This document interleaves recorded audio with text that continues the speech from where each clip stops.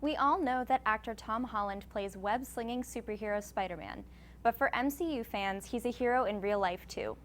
In August, negotiations between Disney's Marvel and Sony Pictures regarding upcoming Spider-Man films fell through.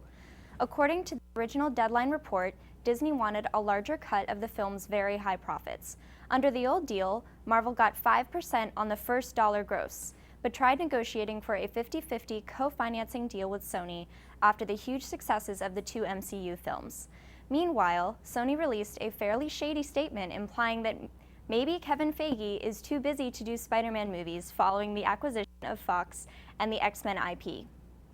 MCU fans were devastated that Spider-Man would no longer be a part of their favorite cinematic universe, and they begged Tom Holland to do something about the situation. Critics of the company, however, pointed out that the whole story was clearly a power play. Alex Abad-Santos of Vox even questions where the leak came from.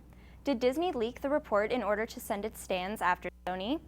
Well, after a month of Spidey fans' desperate pleas to keep their beloved superhero in the MCU, Sony and Disney announced that they had finally reached an agreement on financing the films.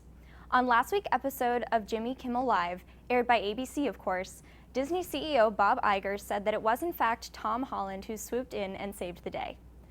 Disney's D23 fan event, held not long after news of the Sony-Marvel split, was an emotional one this year, with Holland telling fans, "It's been a crazy week, but whatever happens, I love you 3000.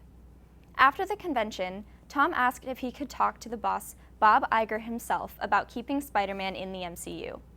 Iger joked in his Kimmel interview that Holland cried over the phone to show how deeply he cared about the character of Spider-Man and his future in the MCU. CEO Iger then made a phone call himself, this time to the head of Sony.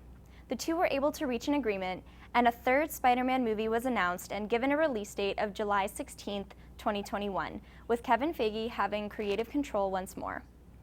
Both Tom Holland and his co-star Zendaya, who play MJ in the films, celebrated Spidey's return to the MCU on social media. Tom opted for an ironically apt clip from The Wolf of Wall Street, where Leonardo DiCaprio's character assures his colleagues that he's definitely not leaving Wall Street, while Zendaya posted a more subtle but effective message, a picture of Spider-Man director John Watts giving a thumbs up. What do you think about the deal, sneak peekers? Team Sony or Team Marvel? Or Team Scorsese?